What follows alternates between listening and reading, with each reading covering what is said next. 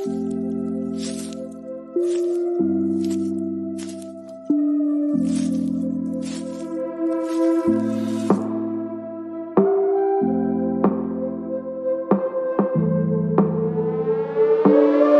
name is Cassy Summers. Welcome to the Curious Universe podcast.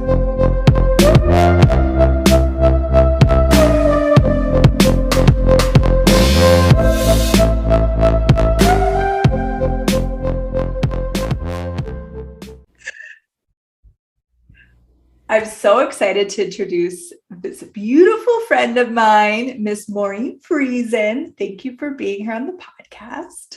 Oh, I'm so I'm enamored. Thank you very much for having me. I love what you're doing. I always love what you're doing, Cassy. This invitation, I was like, really? You want to talk to me? Yes. Okay, because we're gonna have other people to talk to.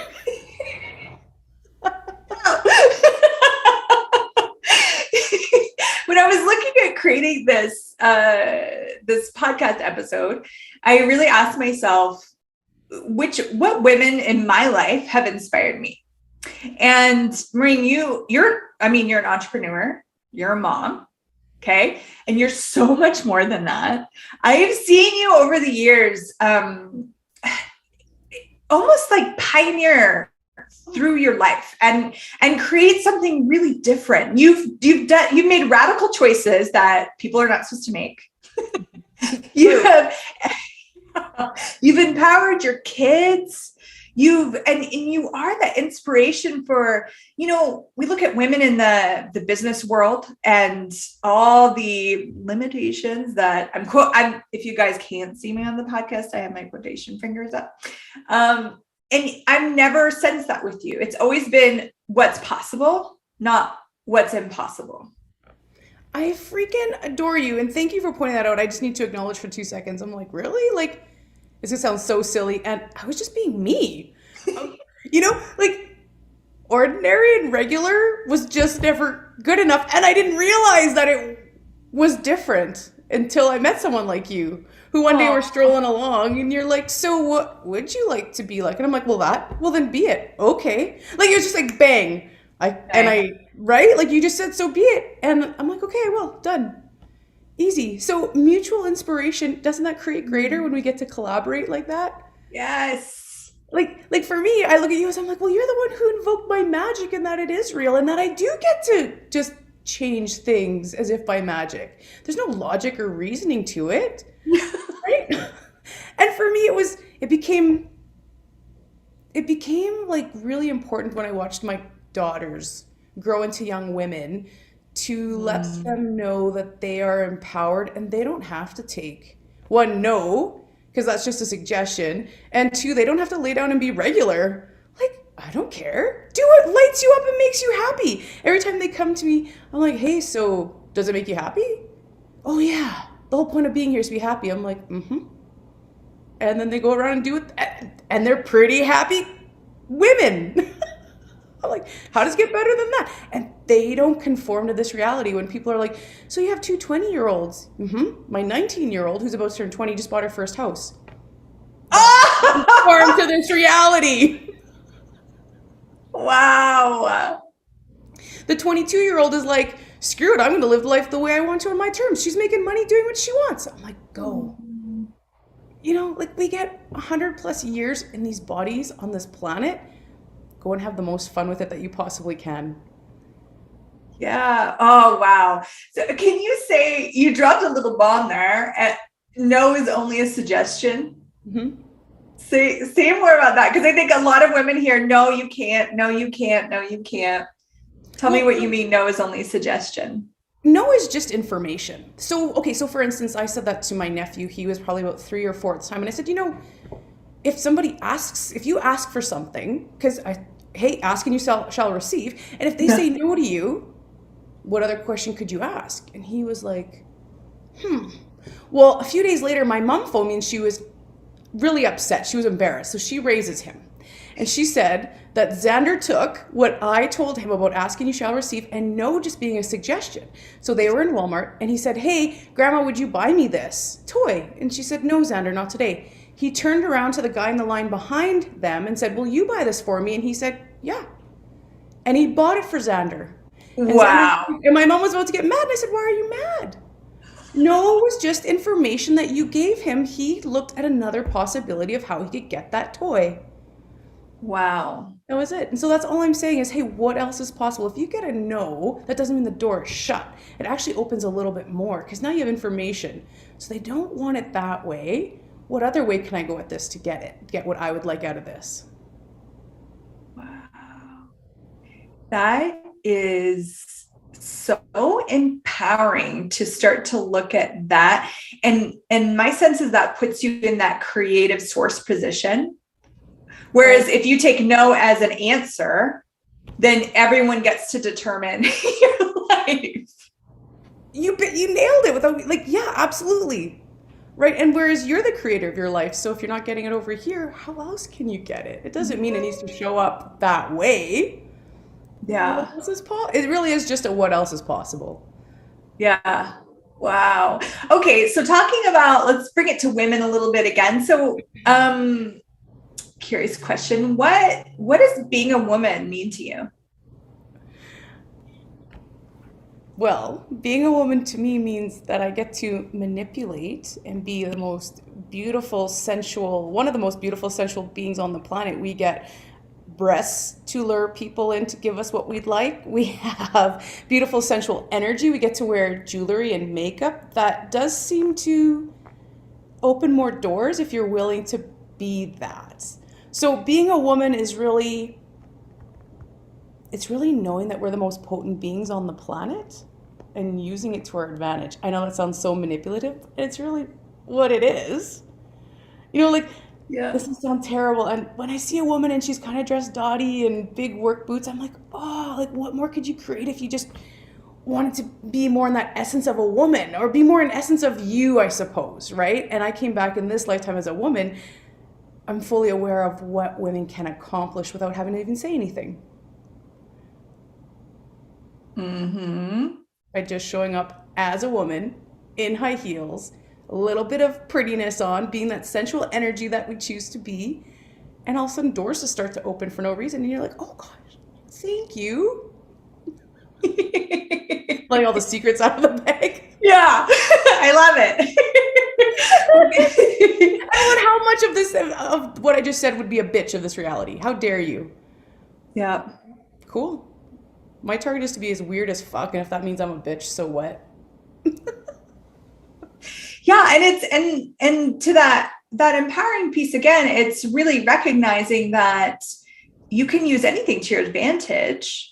And just because you're using something to your advantage doesn't mean that you are evil and wrong, unless you're going to judge yourself as evil and wrong. Bingo. Thank you, Cassy. You're so, and that's totally the energy I was just at, was like, how many women would take that as, or even men would take that as bad and wrong. And really, I manipulate when I know it will create greater on the planet. Yeah. And that's really where my target is, my mandate is will this create greater? Okay, now how can I go about getting it with ease? Having it performed with ease.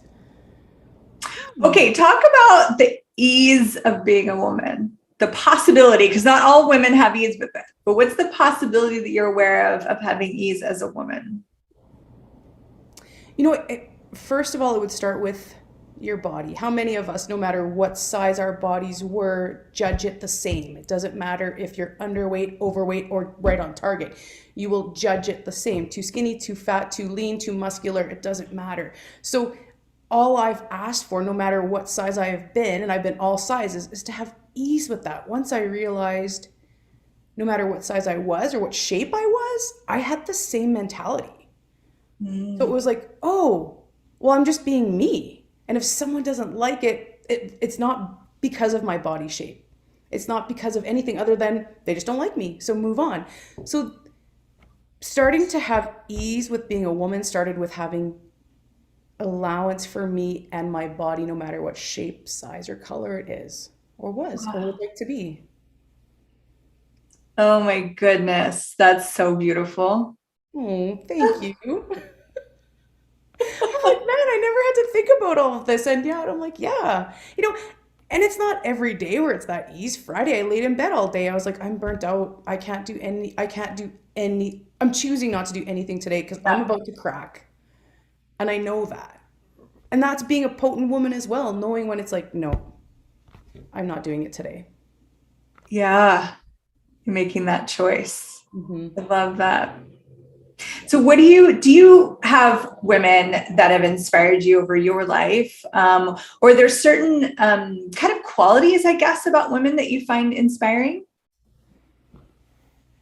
Yes. Okay, for one, truly inspired by you, the way you're this tiny little magical being who raises these kids on her own and creates like the same reasons you said for me. I'm like, well, are you looking in the mirror, Cassie? Like, you don't take no for an answer. And you don't like, and you're not mean about it. You're like, okay, and what else? But that's truly like I see how you've created this as if by magic movement. That's fucking cool. How does it get better than that? I'm like, you've created a movement, and no matter what, you're still going with it. Like, no, this is going. I don't care how many doors, how many people say no, I'm still showing up and I'm doing this. That to me is so inspiring because I'm not there yet. I'm like, wow, that's fucking cool. Thank you for that. I've never acknowledged that. It's so true. Totally. You're like, Wow. okay, maybe it's just asleep for a little bit. Wake up. It's time to go again. Let's go. Yeah. And it's not necessarily women that inspire me, it's the quality of a woman. When she can stand in Mm. her true essence and say, fuck, I'm having a shitty day today, that's pretty cool. When they can admit, like, you know what, maybe sometimes I don't like being a mom. Cool. Or, like just when they can truly stand and be who they truly be in all of them, that to me is inspiring. And so do I have one woman that I look, okay, well, you know what? Actually, it's been funny enough as Rosa Parks has been popping. You know, Oh, wow. how cool was she to sit on the bus and not move? Yeah. Could have been Woo! beaten, right? She could have been shot. And she was like, no, this changes today. Like, cool. Very cool woman. That this changes today. That's so Gary Douglas, we both know Gary and we know Access Consciousness, and he wrote a book called The Salon Des Femmes. And in it, he talks a lot about women came here to create a different future. And that's like boom, right there. It's like this changes today. And that empowered, like sometimes your no creates a different future. Sometimes your yes creates a different future. Yes. Yes. And this really cool invitation that you're sharing with everyone about the almost the power of choice and that, okay, how do I get around this? Or how do I get what I want?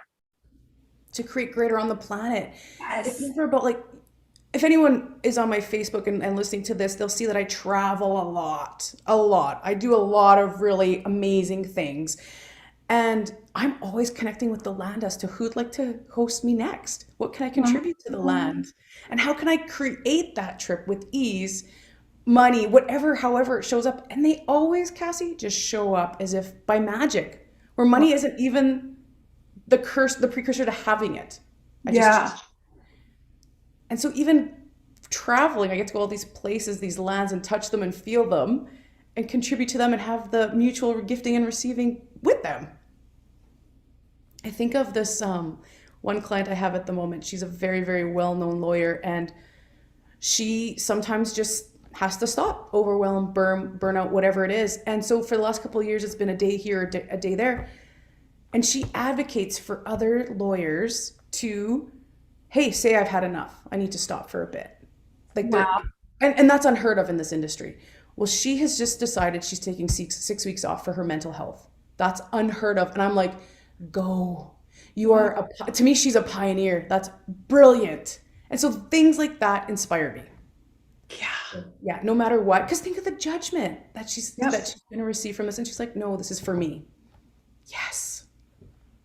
I love that. Can we talk a little bit about this is for me? So I recall years ago in New Orleans with you, and you were actually you were working for you had like multiple clients, and we started to have this conversation about where some of them were demanding so much of you. And I think at that time I was drowning a little bit like with other people's demands of me.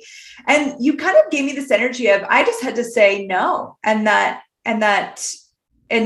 choose for you. And so part of what went like the alarms in my head is like, oh, that makes you a bitch, and that makes people not want to work with you, and that makes like all these lies and entanglements. So what can you talk a little bit about that experience for you, where you got to that place of like, you know what, actually I am valuable, like I'm not going to choose that. Yeah. And that's really what it is I do come first. And it's as simple as if you don't take care of you first, how good are you as a mom, as an employee, as a contractor, as a consultant? Like if I'm half asleep because I can't sleep because I have so much work to do, how aware am I or present am I in the next meeting? So what it came down to was, yes, I would work 16 to 18 hours a day. I don't want to disappoint anybody. I had to be willing to disappoint people. I had to be willing to lose them as friends and as clients. I had to be willing to have no money show up. That was the demand I made for me, to put me first always, no matter what.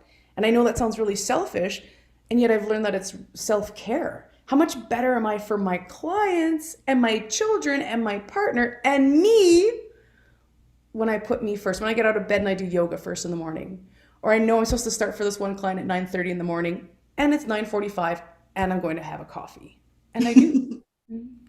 Right? And that's as simple as that. And what I've realized is nobody will die based on the decision I've made to have coffee first. Yeah. I could die if I don't take care of myself. Yes. Well, actually, but really, yeah. Right? Like, yeah. My body likes to move and be active. And if you're upset and you're not moving, your body starts to atrophy, right? You're like, oh, it hurts. It's tax season. I'm doing a lot of taxes and my body is starting to go, oh, I don't like sitting here. Okay, we're going to move. And even that, like this morning I had to text the client and say, you know what, I'm so sorry. I don't have any more space. I'm sorry. And he's a great friend. He's a wonderful musician. And how fun is it to work with him? And yet when I checked in, is this contributing? And it just wasn't. And I didn't ask about the money. It was just, is this a contribution? Yes or no, yes or no, yes or no. No. Okay, cool. How can I have that conversation with him with ease?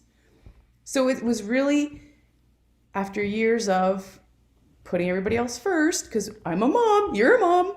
It's like, okay, now, body, what could we do? What would you like to do today? And some days when I should be working, I have it on my phone and I just stay in contact with them. They don't know that I didn't get the work done. I could get it done tomorrow or tonight when I'm up all night. It doesn't. Yeah. It's really just going for that walk if my body would really like to go for that walk. So when you made that choice, did you end up broke on the streets? No. And it's so funny you asked that. What I knew was, I know that I will never live on the streets unless I choose it. And I know it sounds like an asshole statement. And I know that I will never go broke. I will never go hungry. I know that I will always have a roof over my head, no matter what. No matter when I lived in an apartment, when I lived in a basement suite for $200 a month, I was like, okay, this is good for 3 months. We're moving on. It was like, what's the next step? What's the next step? And Erin and I were just talking about that. We got our master closet finished. And I looked at him and I said, we went from this to this to this. It was like we just weren't willing to settle, to stop. It was like more. And now we have this like gloriously beautiful steam shower and beautiful house. And, I was in a foundation 2 years ago and I was asked, well, what would you like to create? And I was kind of pissed off. I was like, what are you talking about? If I'd like to create something, I create it like that. So I was in this frustration mode of, nothing is really creating, because I know if I'd like to create, it would happen. And so I just wrote down some bullshit ideas and I sat with it and played with it for a little while. And then I was like, well, I'd really like to create a new car. I'd like to create our own home, and I'd really like a blissed out trip. Well, within 2 weeks, we bought our home. We each got new cars and we created another month in the Dominican. Like, it was like, okay, cool. Like, that's how fast creation can happen. Wow. yeah, so wow, and it's like, cool, I'm not stopping. What's next? What's next? What else is possible? What else is possible? Hey, going back just a moment when you had said selfish or self-care, I think that's a great question we could always ask. If that little voice comes up in your head, like where you're being selfish, you could ask yourself, am I being selfish or is this self-care? Oh, Cassie, I love that. It came from you. I love it Freedom, too. you just, Yeah, why didn't I ever think of that? you did. You said it. I just always concluded I'm self-caring. I'm self-caring right now. So, okay, in a world where women aren't trained to support, to take care of others, what can you offer them just to start? They're like, okay, self-care sounds like a good idea. So, I would love to put myself first. I would love to not take no as an answer, just a suggestion. Where can they start? 2 more minutes in bed for them. Or whatever it is. Like, you know how many of us just jump out of bed and their feet on the ground, we're running. So what if you open up your eyes and you're like, hey, I'm just gonna take 2 minutes. That's it for me. Kids aren't up yet. And if they are, that's okay. They're okay for 2 minutes. They're okay. Just start with 2 minutes. What I like to do is I like to lay there. And I started with 2 minutes years ago and I'm like, okay, I know I've been traveling all night. All the bits and pieces of me everywhere across the universe, come back to me now, please. Like, and I would just let it all come back in and be all yummy and juicy and delicious and then get up. And in those 2 minutes, I've just kind of chose happy. Like, okay, now I can do this. I can do the world. Thank you so much, Maureen. You're so beautiful. You're such a huge gift to my life, and I'm so lucky to know you. Thanks for being on the show. You're so welcome. And likewise, Cassie, you know I love you. You know it. Girl, if you don't, I'm telling you. Thank you, Cassie. And thank you for doing this for all women. You know, it was probably a podcast like this that changed me. I went, okay, I'm going to do this. Woo.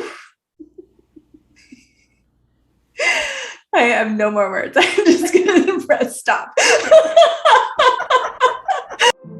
Thank you for exploring the curious universe with me. Your curiosity matters.